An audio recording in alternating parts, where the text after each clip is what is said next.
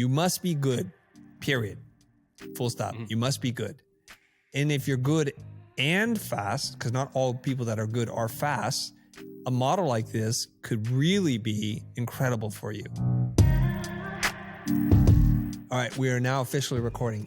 So Brett, this is going to be a wild adventure, and I'm in full transparency to our audience who is going to be watching or listening to this later. We have many mutual friends who sometimes egg us on to do things. They might say, go eat that food or go to this country. And sometimes we do it. And most of the times we don't. But Brett, you're one of those people where our mutual friends on the internet said that you guys should have a conversation. And I saw your profile. I'm like, let's talk. But beyond that, I've not prepped for this call. So I'm going to be discovering things as our audience and listeners are going to find out about them. So first of all, Brett, please introduce yourself and tell me a little bit about who you are and what you do. Fair enough. Yeah. So my name's Brett Williams. I really am a designer by trade. I've been designing since 2009, so a little bit. And I run a not so fairly known agency called Design Joy, which is a design subscription service. So sort of a nuanced take on the agency model, just spun up in a little bit different of a way. So I've been running it for 6 years, and the catch is I do everything myself. So it's a one man agency at scale of a big agency. So I've been kind of sharing my journey as I've built it and all the struggles and all the successes. I gotten a lot of people interested and kind of minds open to kind of what's possible if you productize design. So that's what I do. This is perfect. When did you make this transition from doing it the way you used to do it to doing a subscription-based service? Yeah, I did it the summer of 2017, coming off of a inevitable layoff at a boring corporation, boring, UX UI job, working for someone else. I was always had kind of the entrepreneurial spirit, if you want to call it that. And there at the time, there was another agency called Design Pickle that was doing it for subscription-based plans for graphic design, but there had nobody before done it for the more premium end of things like branding and product design and landing page design. So I filled the gap and launched Design Joy. I see. It's quite interesting. So you saw a different way of running a business and you thought, hey, that's pretty cool. But what if we just did this for a higher end clientele? Instead of it being an army of designers, it's an army of one, right? So far, so good? Exactly. Yeah, man, you got it right. Yeah. Design Pickle has like thousands of employees. I have one. Yeah. I just, targeted the opposite end of the spectrum in terms of clientele and the type of work, but applied basically the same business model. Okay. So, now, subscription is a fairly new concept, especially in bespoke service space. And so let's make sure we're all talking about the same thing. Most people will know of several different ways of pricing. Subscription will be probably the newest one. And if you're listening to Ronald J. Baker, he said, this is the future. This is value-based pricing 2.0. And he gave me some examples of it, but I didn't know anyone in the design service space that was doing it effectively and doing it well. So I think we're going to do a deep dive on this on today's conversation. And I hope to learn and unpack as much of this as possible with a person who actually is doing it. You seem pretty happy, pretty well balanced. So he's not ready to kill himself. He's not jumping off the ledge here, everybody. So it must be working. Wasn't always that way. So, yeah. Right. So we'll learn together with you. Okay. Through your trials and tribulations. Most people who work call themselves like a business owner or an entrepreneur, when in fact, they're mostly outsourced contractors for other design firms. And you typically would charge hourly and you turn in timesheets and whatever. You just bill based on hours that you work. Then some people migrate towards project-based fees where you guesstimate how long it will take you to do and you assume a certain amount of risk. Therefore, you can charge a little bit more. If you do this really well, you'll make a lot more money. If you do it really poorly, you go out of business because you'll be basically subsidizing the project with essentially low or free work. Then some of you might get some clients, right? And work like it's a beautiful relationship. They might put you on what is known as a retainer. So a retainer is them basically buying in bulk and committing to you a certain amount of money in advance of doing that work because they love working with you so much. And so it gives you some stability. It gives them some cost savings. What is the difference between a retainer and a subscription, or are they different? Yeah. Brett? In some ways they're the same. It's, you know, a reoccurring fixed price, but it's the way that it's a subscription is I guess a more familiar term to those that haven't previously partaken in retainers with agencies. And the whole point of this thing is it's productized. So it's selling design like it were a physical product. So it's a recurring fee. It's a fixed fee. I charge $5,000 a month. That's the only option that you have other than, you know, quarterly and yearly plans. And the outcome is fixed as well. So there's fixed parameters around what you get for that price. And then you can pause or cancel that subscription anytime you want. So it's just a more leisurely way of selling it. But in theory, it has a lot of similarities between a retainer and a subscription. How do you have fixed outcomes? So when I say fixed outcomes, maybe that's not the right word. So if you go to, you know, sign up for a piece of software, right? There's going to be a pricing page with some pricing cards and some features associated with that plan. That's how I sell design. So if you go to my site, which is Design Joy, you'll see that plan. You'll see that you get, you know, what I call unlimited requests, unlimited revisions, 2 to 3 day turnaround on requests. So you get all of these inclusions within your package. And then that's the fixed outcome part. Now, the actual output and the volume of output is variable depending upon the client, depending upon several factors like how fast they are provide feedback, you know, how frequently they actually have a design request. So you end up paying the same amount whether you use Design Joy a lot or whether you don't use it at all. A lot of people say, is this kind of like the gym model? You know, where you sign up for I have one. I have a gym subscription, never go, right? Is it kind of like that and you kind of rely on that? Not really. I mean, no one's going to pay $5,000 a month, not use it at all. So it's not quite that drastic, but there's certainly 20-25% of the clientele who continue to pay that rate per month and very much underutilize it. But they're okay with that because it's something that is there if they need it, and they're okay with eating the cost if they don't want to use it. So the benefits sort of outweigh the cost of it just letting it run and paying for it even if they don't have a need. Naturally, otherwise they'll pause or cancel it. So as a one-person studio, how many clients can you sell subscriptions to in a given month? Yeah. It's funny because if you're not familiar with me, which you're not, this will probably blow your mind a little bit and you'll have probably a lot of questions. I'm ready to be blown away. Go ahead. So it's not as crazy as it used to be. So at the height, if you were to talk to me a year ago, I was about 30 to 40 clients a month that I was managing. Woo! And most of them were in the technology space. Most of it's B2B SaaS companies. That's the sphere of which I'm most well known in. So I don't do a lot of the other stuff like e-com and all that. Today it's about 20 to 25. Okay. So I'm going to do the math here, everybody. All I can say is it's a lot. It is a lot. Yeah. That's like, this is crazy. Yeah, this is fantastic. Okay. We're going to have a good conversation today. If you on the low end are servicing 20 clients who are paying you $5,000 a month, you are bringing in $100,000 gross revenue.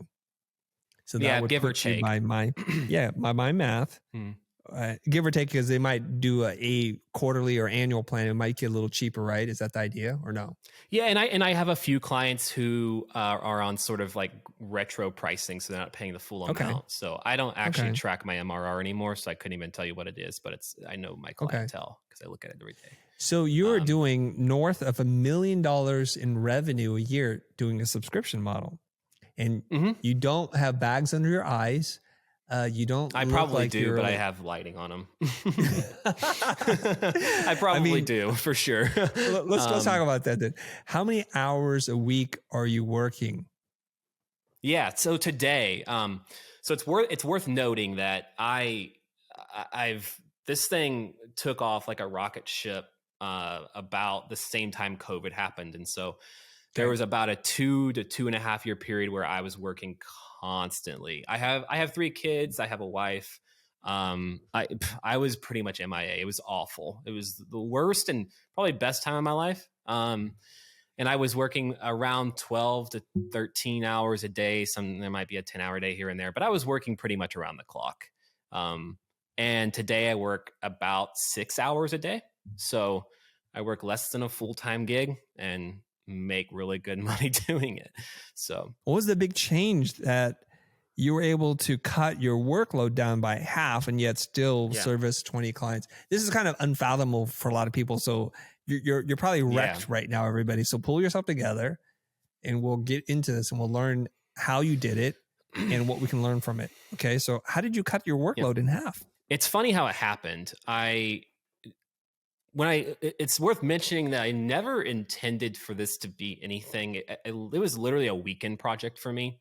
I had a full-time job until just a couple of years ago. I've been doing this for 6. So it was never intended to be what it is today. And there's certain things that along the way that just sort of took it to the next level overnight. And then about, I would say 6 or 7 months ago is when it really took off. And it was a tweet on Twitter by a guy named Dan Rowden on Twitter. And it took my revenue from $80K a month to $160 a month in a matter of a single month. I was still doing all the work. And to be honest with you, I hit like the worst point in my life where I hit max burnout. I was never burnt out before. I was like a literal machine at design. Like I felt like I was a robot. I would never get burnt out. I loved doing this stuff. I crave it. Like it's such a passion for me. And I burned out. And that was the first time in my life I had ever experienced anything like that before. I didn't want to get up. I didn't want to work. I hated everything I did. And I just overnight canceled all my calls that I had for, prospects signing up, doubled my rate, and it didn't even allow people to book a call. So it's like, yeah, you're not probably going to spend $5K a month without talking to me. So, I reduced the number. I kind of like reduced the number of signups and cut some clients who were pretty draining and who utilized it a lot and were pretty difficult to work with. So I refined my client list and ultimately was left with a client list that was really easy to work with. I love doing their work. Their work was fairly easy. So it's really a reshaping of my client list is how I'm able to now work way less, even though I still have a lot of clients that I work with. But it's also worth mentioning too, I have, let's say for the sake of conversation, I have 20 clients. When I wake up every day, there's probably 10 of them that actually have needs on that particular day. And half of those might just be in like the revision cycle. They might just have small needs, like revisions of stuff I've already done. And then 5 of them might have new requests. So at first you hear 20 clients and it's not really fathomable. But once you actually look at the specifics of it, you can start to see how if you're fast at what you do, you can make it work. But a part of that is also due to the business model, which we'll get into as well, which I would love to hear your take on it, because I think there's going to be a lot of things that we perhaps may disagree with there, but it speaks volumes to how I'm actually able to do it. So it's important. To summarize, the way that you were able to do what you do and cut your workload in half is you very intentionally and very purposefully sought higher quality clients. So you went the opposite direction, which is what most people do, which is they take on more clients for less money. So they have to sell more units of time in order to be able to make that. But if they were to double their rates, they could work with the same amount of clients and make twice as much money. Or the preferred thing is to cut your workload in half and service the ones that you have better. Spend more time working with the ones. And this is a concept that I think a lot of creative people still can't get over. I'd love to get your insight on this, because one of the arguments is when I tell people being efficient and charging hourly punishes you for being good. And they can't get that because there's like, no dummy. They actually use that kind of language on the internet. They'll say, no dummy, you do the work quicker. You could just take on more projects. So their answer is volume. So for the people who think the answer to growing a business is higher volume and then therefore lower price and just work more and more until you can't work anymore, how can you help them understand a different perspective? Yeah, I played the volume game for a good 4 years. severely played the volume game at a limit that I don't think really much people can comprehend as a designer. And I wouldn't say it was all bad. It gained me, like, I felt like I packed in 20 years of design experience in just a 4-year period, just based on the volume that I was cranking out. So it did contribute greatly to what I'm able to do today. But I realized, like, I think part of it's an insecurity. I think as a designer, I don't think I'm the best designer out there. I wouldn't say I'm anywhere close to being one of the best. Um, but I was insecure on what people would actually pay for good design work. Like, I thought, charging 2K a month was a lot to charge. And, I looked at the demand that I was receiving and thought, well, there's more demand than I could manage here. There's more than I could ever take on myself. And so I just kept incrementally increasing. And every time I increased my prices, I thought I was doing it to sort of curb the demand a little bit and to distance myself from it and to kind of take on less work. And it's funny enough, it always had the opposite effect for me. I would get more work, but better clients. And the clientele I had today compared to what I had previously is night and day difference on all accounts. I work. That's why I'm able to work as little as I do, because they're willing to pay. They have the budget, so they're not nickeling and diming you for everything. They're not trying to squeeze every little bit of juice out of you every single day because they've got to meet. They don't have enough budget for another month, right? They're okay with it just continuing to roll over, and they stick around longer. Churn is less. It's just a game changer all around. I mean, it's really cliche, but I think most designers would be surprised by how much people are actually willing to pay for good work, because good designers are so hard to find, which is why part of the reason why I even created Design Joy in the first place. The rarity of talent there's designers everywhere, but the rarity of talent is actually quite a lot, because I think there's a lot of average people who are just kind of in it for the money. They're not really obsessed with it, so they do okay. But then you take the guy that's quick and can provide quality, which is like a combination to be reckoned with. Like, those type of designers are rare, so people will seek them out and pay whatever it takes to get them. I mean, it's not everybody. I did close a lot of clients off when I did my price increases, but it opened the door to a new host of clients that I never thought I could actually ever attain. So there's a couple of things, and I can't reinforce this enough, so I'm going to say this so that people don't get up all on me in the DMs later, which is our conversation today is predicated on two principles that Brett has mentioned already. So I'm going to say it again so that I'm hearing him and I'm saying it back to you so it's reinforced in you. You must be good, period. Full stop. You must be good. And if you're good and fast, because not all people that are good are fast, a model like this could really be incredible for you. So if you're a person who's really good, but you sit there and you grind on something for like 3 weeks, the subscription model is not going to work because you're going to have a backlog of requests that you can't handle. So you have to be good and you have to be quick. Now, here's the thing. When you're focused and you know what you're doing, by doing what you do over and over again, guess what? You get quick. You develop systems. I'm sure you have all kinds of systems built, assets, ways of working, workflow, in order to allow you to be quick. People have heard me say this before. If you want higher quality clients, charge more. Again, Brett has said this. There's something weird, and this is a psychological thing, a hurdle that a lot of creative people can't get over. Like, what? What do you mean charge more to get higher quality clients? Something is different about the buyer when you change your prices up until a certain point. Now, I want to ask you this question. I want to dive deeper into this. When you migrated from 2K to where you're at now, which is 5K a month, was there a clear turning point in which when you pass a certain dollar amount, all of a sudden the clients got easier and better?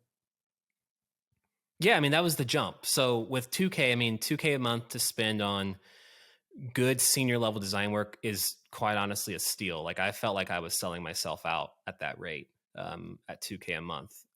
So the jump at 5K was, again, it sounds really cliche, but it was an instantaneous turning point in every aspect of my business. And lo and behold, the clients did not slow down. The business, the demand did not slow down. It increased.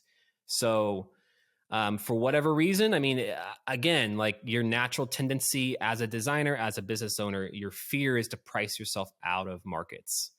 Not knowing and understanding that that actually propels you into a better market that is huge and exists out there.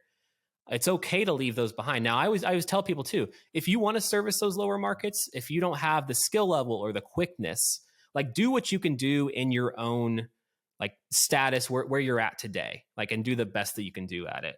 But I felt like I was underutilizing my skills and talents and charging too less for them and providing way more value at too low of a cost. And, you know, I saw that in demand. Like it was crazy how many people wanted to sign up for Design Joy. And at 5K, it's still that. There's still a lot of demand. But day-to-day business, like just day-to-day life in general, communication with clients, the projects that I'm working on, they have an understanding of how the process is supposed to work. And they're bought into that process and they value design, which is wonderful. It's not just a part of their business, it's a core part of their business.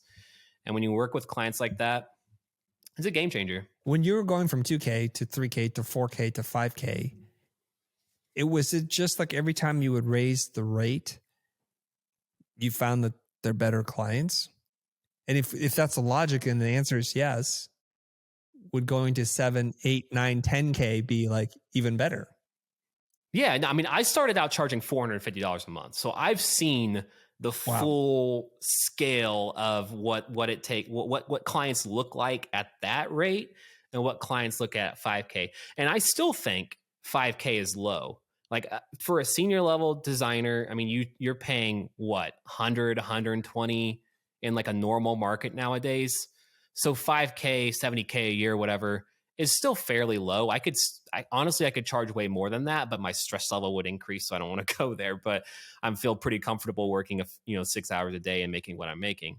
But yeah, every single jump. And the intention of me raising my prices wasn't to get make more money or to get more customers. It was actually to slow things down because of the floodgates. Like I felt like I was drinking out of a fire hose. So every time I did it, it had the opposite effect of what I intended to do. Right. So yeah, it is funny how it works. And you really have to, I feel like you can hear it over and over again. I know you've taught this. I've got this from you for many years.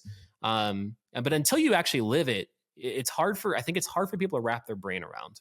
Yes, that is such the human condition that we cannot hear a concept and understand it until we put ourselves through it. Like we don't understand the fire will burn your hand until you put your hand in the fire. You're like, "Ooh, that burned my hand. I'm not going to do that again." Tell me, help me understand this, because this is fresh for you, relatively speaking. When you're working with a client that is paying you $450 a month for doing what you do, because you're not really fundamentally a different person, you're the same person, versus the client that pays you $5,000 a month to do the same kind of work, what are the psychological differences between these two buyers of services? Let's go down column A. Let's call them the $450 a month client.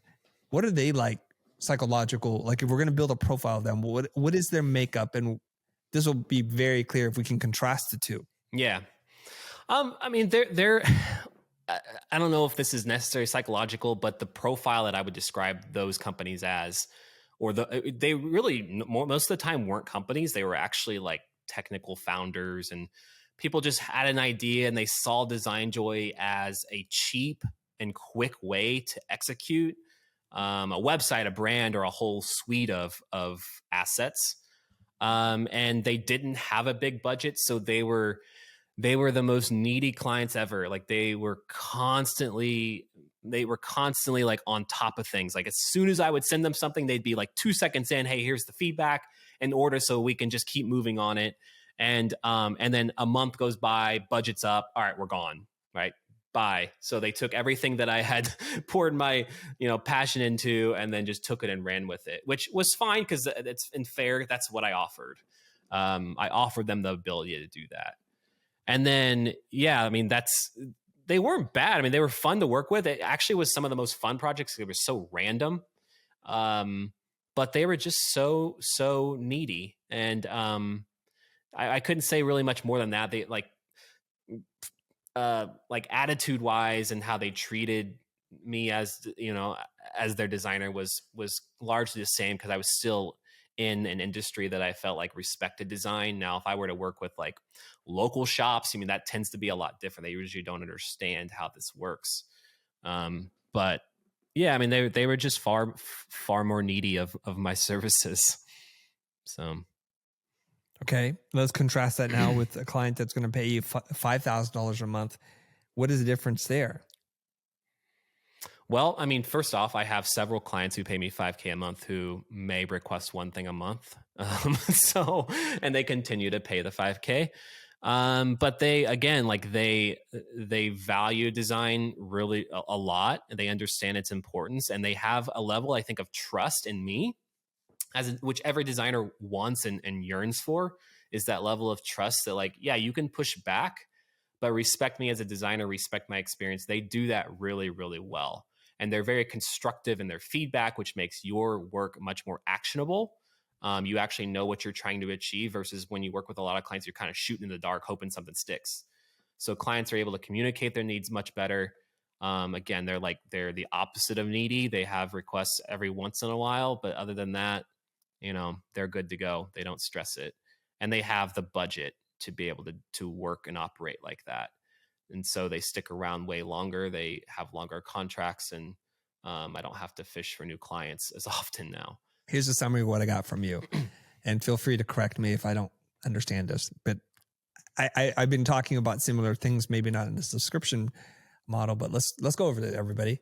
So when you're working with a lower budget client, this is like 1/10 the budget. So we're talking about a very different kind of person. You said these tend to be founders. They're not real companies yet. They're still looking to validate a business model, product market fit. So the psychological profile is they're looking to do things quickly, to explore ideas. And as soon as they get what they need to leave, because it's about preservation of cash. So oftentimes they're looking for cheap, down, dirty, and quick. They just need that. And because they don't have a whole lot going on, they tend to have a lot of focus and attention on the things that you're doing. So they tend to express themselves in a very demanding and needy way. They're very budget and therefore time conscious. So it's like, hey, what are you doing tomorrow? Isn't this what did? They're just right on you, and they're riding you probably the entire time. And then they run when done.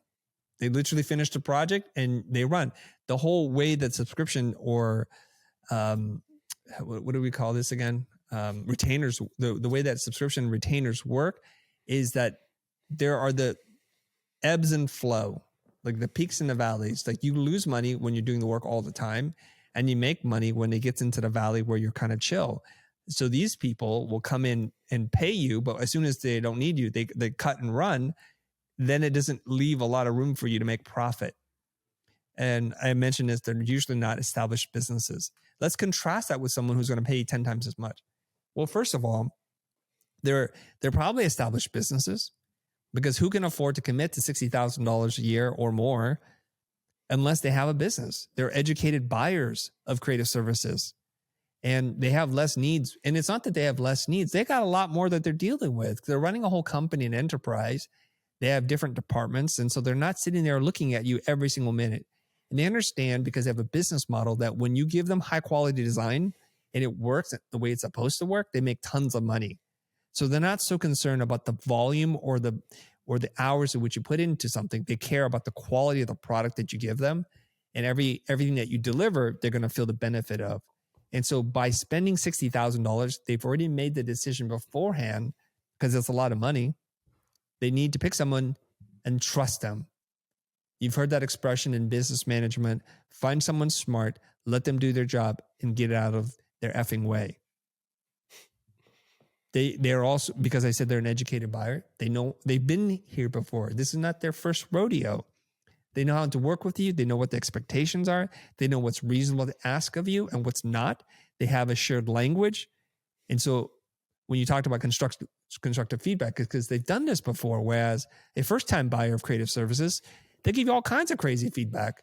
A lot of it's not actionable. I think one thing that I want to add on to that helps sort of illustrate the possibility of someone else doing this, and I'm not saying anyone has to do it exactly the way I've done it, is one of the luxuries of productizing something is that the clients who do sign up for your services are already bought into the way that you do things. So again, if you go to Design Joy, the way that I run my ship is clearly outlined there. You're not going to sign up unless you're bought into those philosophies. And some of them are kind of wild. Like one of the notable things about Design Joy is I do 0 calls with clients ever for any reason whatsoever. Even if they want to cancel their subscription and they just want to chat beforehand, I have a 0 tolerance policy for meetings. Communication is very minimal. And oftentimes clients will request something and receive 0 communication until it's done. So there's caveats and there's weird nuances about the way that I run my business that are very contrary to the way normal agencies run things. But because I define those things up front on my landing page, they're already bought into it. So I don't have to experience clients signing up and then dealing with breaking the news that, hey, I can't hop on a call with you. Like they already know those things. So it's advantageous, and it helps sort of, I guess, refine your client base naturally and protect yourself from letting bad clients get in, even though it does happen occasionally, but you minimize that by defining things up front. How do people submit a work ticket to you? So I do everything through Trello. So I knew you were going to say it. I knew it. Okay. Yeah. Beautiful. It's just the most streamlined, like it has no distractions. I mean, people are already familiar with the way it works. So it's a really simple process in Trello, and it's dead simple. And you can sign up for Design Joy in 30 seconds, which just makes it even more attractive because you don't have to hop on a call with me. You don't have to have a meeting. You're not on a wait list. Like it's instantaneous access. So it's very attractive to companies. Okay. Let's break down a couple of things, then we'll get into workflow. So you're giving us tactics now.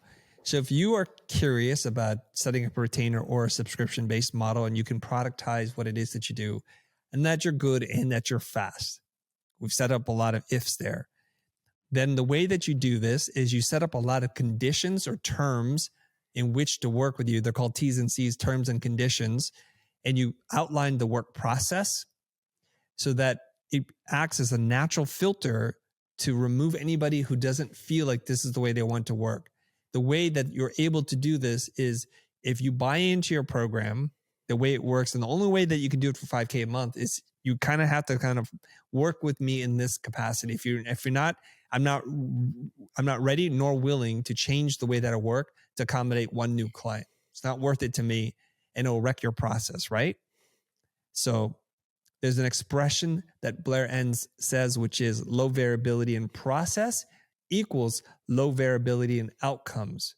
So if you don't deviate from the process, you will get what other people have gotten and they're happy with it. And I can stand by that. Everybody needs to understand that. So you need to document and understand under what terms and conditions you will work. And you get to dictate that because you get to accept them or not accept them based on those things. What's cool is when they try to deviate, you can point back to that. Not always, but you can point back and you can say, yeah, so that's what we don't do. If this doesn't work, feel free to cancel. And they know. Yeah. I feel like you're a professional in productized services. That's exactly it. And it gives you a grounding to stand on. And I'll be the first to admit, when I started out, I was freaking desperate for clients. I mean, I was willing to bend the process in any way I see fit in order to land a client, whether that meant I was working in their own tools or anything, or emails. Sometimes they want to use Trello. They want to use Asana. I'd be like, all right, whatever. And that like led to so many downfalls, and I'd have to keep that in the back of my mind, and I'd make so many mistakes. And it just, it made the process of how could I manage 30 clients when each of them had their own unique ways of doing things? So in order to like actually scale it and to manage it properly, I have a 0 tolerance policy for anything that falls outside of my scope of work. The type of request I do, how I communicate, meetings or no meetings. It kind of is one of those things where it's a take it or leave it type of service. So I don't bend over backwards or mend my services in any way, shape, or form to land any clients whatsoever anymore. All right. Let's just quickly dip into Trello. For people who don't know what Trello is, it's spelled Trello. And if you've ever watched an episode of HBO's series, Silicon Valley, you'll know what I'm talking about. Okay. Now, people who work in software, UX, and UI are very familiar with this. Traditional graphic designers like, what? Okay. So visualize this in your mind, or a graphic will appear here. Imagine 3 or 4 columns. You don't want to get too many columns. And the first column is usually to do. This is usually where clients submit tickets for things that they need you to do. And then the next one is doing. So you, the creative, would move to do to doing. So they know that it's something that's happening. You can see some progress. And just imagine like little sticky notes that are moving from one column to the next. And when you're done, you move it to a column called to review or for review. So it's like, okay, I'm doing it and now it's ready for you. And if it is approved, then they can just move it to approved and then you can get rid of that ticket. Or they have some notes and then they would put it back into to do. And so you're constantly just moving cards around and you can't learn 5 different systems or 10 different systems. You need it to be one system because there's a premium placed on your time. Anything that you're doing that's non-billable hurts you. Meetings are usually non-billable. It hurts you. Client interactions, project management, not always billable. It hurts you. So the way that you can work 6 hours a day and make over $1 million or something close to it means you have to streamline all of this. Is that how you kind of use Trello? Exactly.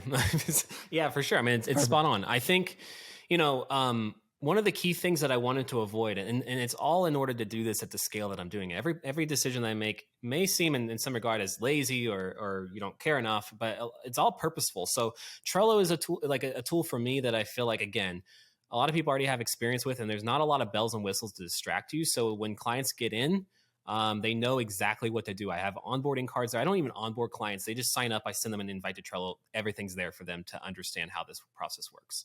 The way that mine is set up, I have a column that is the backlog. So clients, by terms and conditions, are allowed to submit as many requests into that backlog column as they want. Think of that as like your planning ahead column. And then to the right of that, I have what I call a current request column. So you can drag one of those over there and drop it.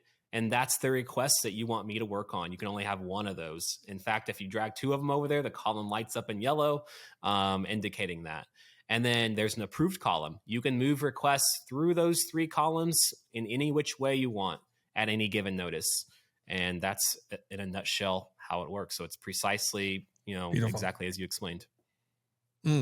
Okay. Before we continue on, you said something that almost you just threw out there and you just walked away from, but you said within a month, you went from, I think, $60,000 to $120,000 worth of work because somebody did something on Twitter. I mean, we can't, that's a gold nugget right there. So let's unpack that. What happened? How did it happen? Why did it happen? And what was how did that result in you doubling your revenue in a single month? Yeah, it's crazy. I actually went to 160. So it literally doubled. Okay. 160. Sorry. Yeah. So yeah, I had been running Design Joy, I would say fairly quietly for the entirety of its lifespan. So from 2017 on to last year. I think it was February of last year it happened. Yeah, February.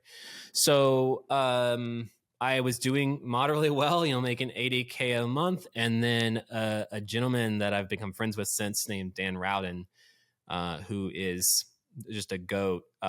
He's done many products and great developer, great entrepreneur. He actually tweeted what I was doing and kind of what the amount of money I was making doing it. It was just a quick, hey, this guy's making this much. Here's his service. I didn't have a Twitter at the time. Well, I did, but it was vacant. I had never tweeted before, never really logged in. And he did that. I remember getting a message on Intercom, which is the chat tool that I used on my website, that said, hey, I found you from Dan Rowden. I like your service. And I was like, who the heck is Dan Rowden? And then I logged on to Twitter, saw who it was. And then that tweet ended up going massively viral and led to not only an additional 80K in MRR, but 100 plus bookings. The only calls I do for Design Joy are those that are looking to chat for 15 minutes before they sign up. I had 100 of those booked. And those were the ones I ended up canceling when I hit the wall that I described earlier. So it could have done potentially way more than that had I either scaled, hired a team, whatever, but I stopped it. But yeah, literally revenue doubled within just a blink of an eye because Twitter had finally found out about productized services, and there wasn't a community there beforehand. If you're not active on Twitter, how does Dan even know about you? Was he a client, or were you featured somewhere for him to find out about you and then want to share that? Tell me about that. Yeah, so I'm a big build in public guy. I know there's a lot of debate around that. I've built DesignJoy in public since day one. I got inspired to build DesignJoy by those building in public on a platform called Indie Hackers, which, if you're not familiar with it, I mean, an indie hacker to me is just some guy or girl just bootstrapping their business, doing all the work themselves, hacking it together to make it work. I took kind of like affinity with that community on indiehackers.com, started publishing updates around DesignJoy. Anytime I'd publish an update, to be honest with you, it sounds super vain, but like it was usually around revenue that I achieved, because I kept achieving more and more and more. And so I'd publish it. And I think it was a pretty notable thing for a one-man agency to be making this kind of money. So anytime I did publish something, it gained some notoriety. And he found a post on there when I hit 80K, I think it was, and he saw that and then tweeted it. And that was what it was. Very good.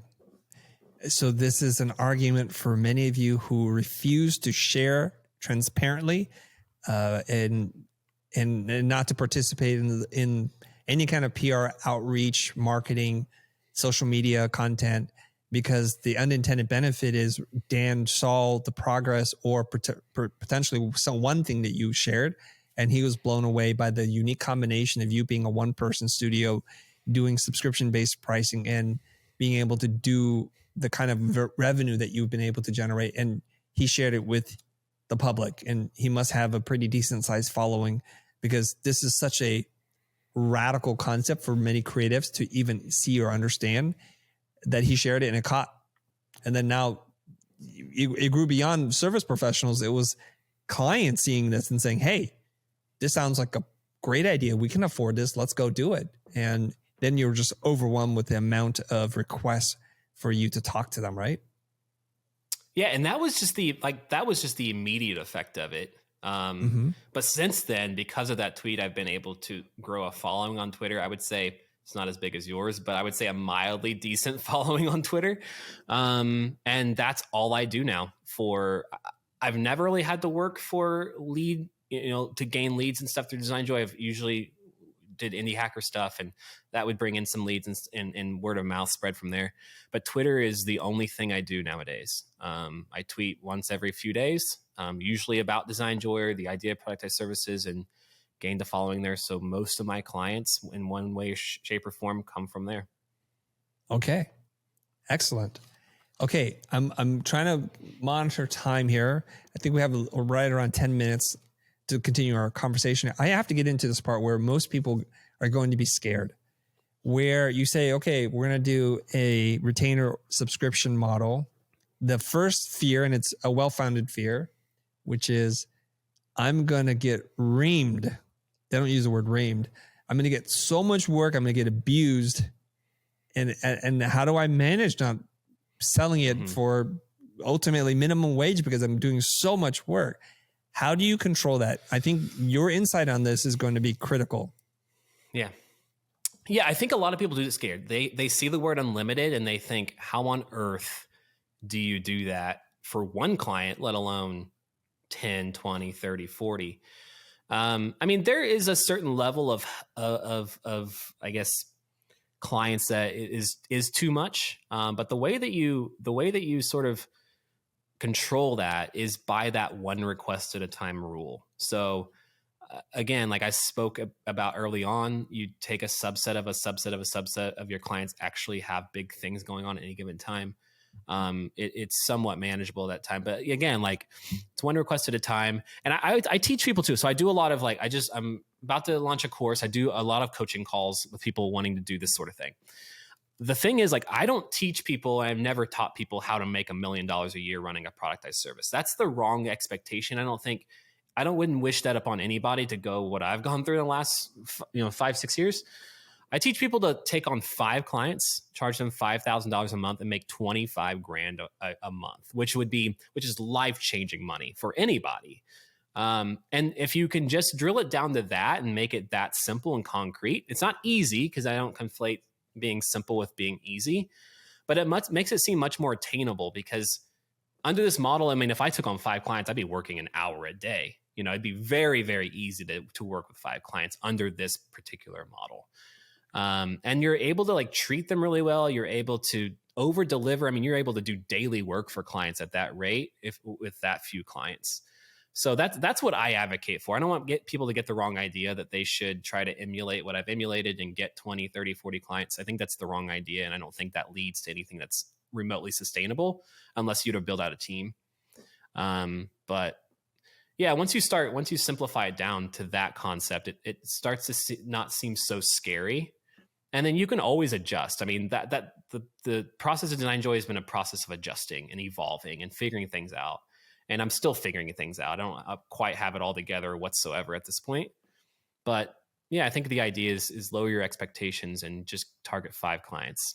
You know, there's 8 billion people in the world. You can find 5 of them willing to pay what you want to charge, and go from there. Yeah, I think targeting certain sectors make a lot of sense. You had mentioned earlier that it was B2B SaaS and they understand the value of design in the way that you deliver it. If you're working in, say, logo design, somebody might not think that it's worth $5,000 ever, let alone a month. Sure. So that becomes problematic.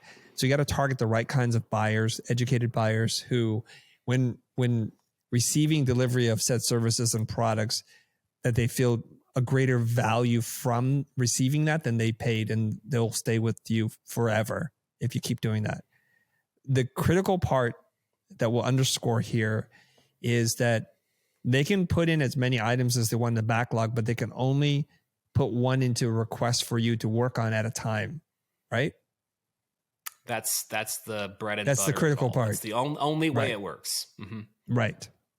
And then they are forced then to prioritize, and how quickly you can move through this is entirely up to you, because there are, what did you say, 48 hours? Or was there on average, a typical size request is 48 hours. Yep. So then that means that whatever is sent to you, you have to be good enough and fast enough, and the task has to be really laser focused so that you can get this thing done. Because some things, as we all know, will take longer than 48 hours, and that cannot be something that's part of your services. Otherwise, the whole system breaks down again, right?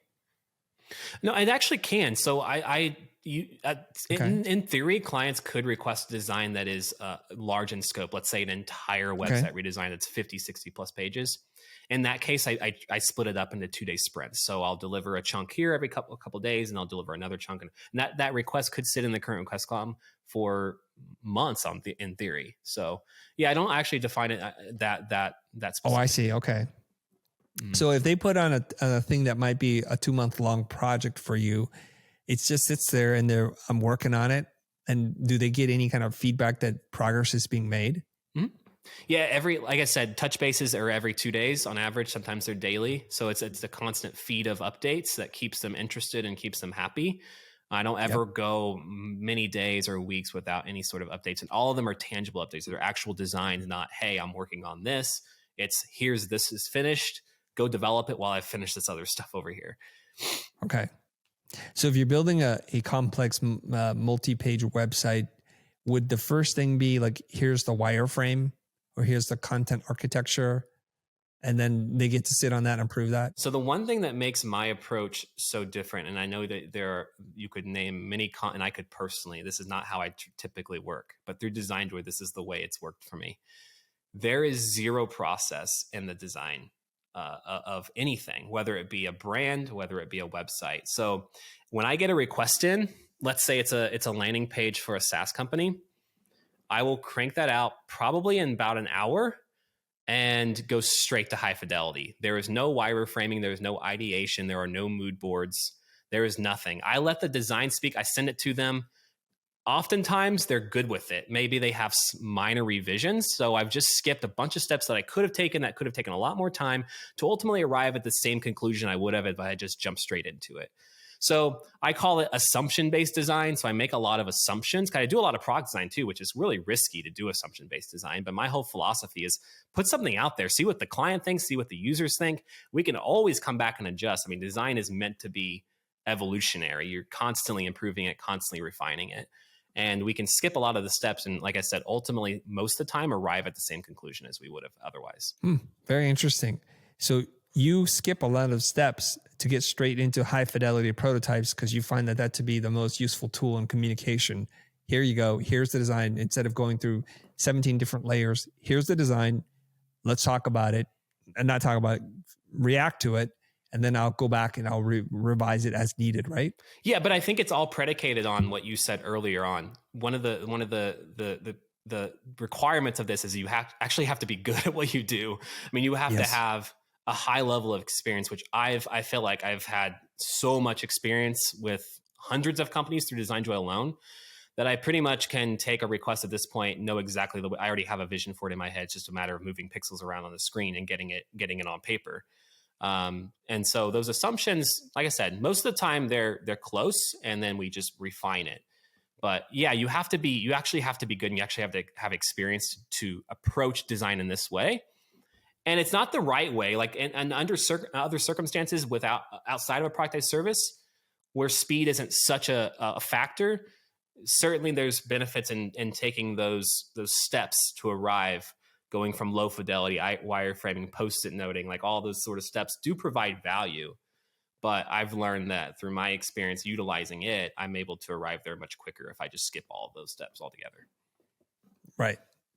How many years post-graduation do you think you need to spend in the field working as a professional before you can get to the point in which you can say with relative confidence, I can make certain assumptions about what it is that you need? I don't think it's a matter of years. I think it's a matter of two things. I mean, first off, I have an obsessive personality disorder. I obsess over things that I'm passionate about, and design has been one of those things since college that I've just surrounded myself with. I've just constantly intaking design patterns and aesthetics and branding, and basically created a repository in my head so that when I have a request come across the table, I already have a million different directions I feel like I could go with it, and I just pick one and run with it instead of wrestling around with, whoa, which direction do I go? So it's through DesignJoy. It's funny because the thing that's allowed me to build DesignJoy and to what it is by building DesignJoy and going through it. You know, I've gone through with DesignJoy, the scalability that I've gone through and the number of clients that I worked with. Again, most people can't comprehend. I can't even hardly comprehend it until I've gone through it and gotten that experience. So it's less about years and more just about how much design experience you have. Because I don't have a lot of years of design, but that's not to say that a designer with twice as many years could do what I do. So it's really just about how obsessed you are with it, how much you surround yourself with it, how much you digest of it, and how much you do of it, and less about how long you've been designing. Is there any objective benchmark that you could share so that people are like, I think I'm ready for this, or I'm not ready at all? Objective? No, I mean, it's a really subjective kind of question. And I don't even know if I'm at the point where I should be doing that. I just keep doing it because it's working for me, right? So if all of a sudden it stopped working for me and I would get, I'd start delivering designs to clients and 90% of them would come back and say, hey, this is nowhere close, I would probably have to change the way I approach design. But as long as I keep getting the answers and the results that I want, I'm going to keep doing it that way. And the more experience I get, the better, more refined I get at that. And the less revisions I have to come back in at the end of the day and do. So I wouldn't say that like approaching design this way should be the norm for your typical designer out there, because no designer has really done and gone through what I've done with DesignJoy. So I always tell people, take what you want from what I've done and throw away what you don't. Think for yourself. Like, if this is not the way you want to approach design work, so be it. I'm not going to tell you it's the right way or the wrong way. It's just what's worked for me based on my own experience. But there's no objective benchmark I can think of. Well, very good.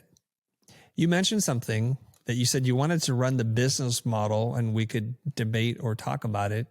Have we already talked about it, or is there something that you wanted to specifically bring up? No, I mean, I think it was it was just what we talked about, the whole process piece. Okay. I mean, I think that I don't get a lot of pushback from business owners on that, because they ultimately just want a design piece done. They don't really care about, a lot of times, at least the people I work with, they don't care about how you get there. They're just more interested in the actual output. But I've known just from talking to other designers that it's not that way, because it goes against everything I think you're taught as a designer, whether I didn't go through school, I'm self-taught, but I'm sure that they teach you not to do this in design school. And I'm sure that you even teach not to do this as well. But that's why I have the caveat that's like, under this specific model with this specific designer, it works. It may not work for you though. So I don't know if that's fair enough, but that works for me. I mean, your whole ethos is really, I've done something, it's worked. If it helps you, great. If it doesn't, don't worry about it. Do what works for you. So it's hard to get upset at somebody because you're not being like super prescriptive to saying, this is the answer to all of your problems. This is just my answer to my problem. And I think by you sharing this, I think a lot of light bulbs have gone off in terms of other creatives. Like, I wonder if I could apply this to what it is that I'm doing, or I need to start thinking about that. So I have one more question for you, unless something else comes up, which is this. Does your business model work best for you if it's just you? Or have you thought about scaling and adding people to your team of one so that you can do this at greater volume or to work even fewer hours? Yeah. That's the $1 million question that I get asked all the time. And it's a fair question. And it's something that I've evolved with and struggled with since day one, really. So there's many different angles I could take of this. At the end of the day, I'm a designer. I actually like designing. I don't really have any aspirations to lead a team, manage a team, grow a team. Certainly being a part of a team is super fun. I've done that in the past. I would love that in some aspects. But as far as managing people, it's not really something I'm interested in. I don't need any more money. I make enough money as it is as a one-man band. So it's not a money thing. And even from a time efficiency thing, it's not really that either, because I only work 6 hours a day and I like what I do. So there's really, outside of those, time, money, or preference, there's really no other reason for me to hire a team and go down that road. I'm comfortable waking up in the morning and taking care of myself and my family, and that being it. Yeah. There are some clear differences between you and I, but I appreciate and recognize and admire what it is that you do. And I think you can be a great resource for many people. So people, like you mentioned this, you teach and you do some coaching, and there's a forthcoming course.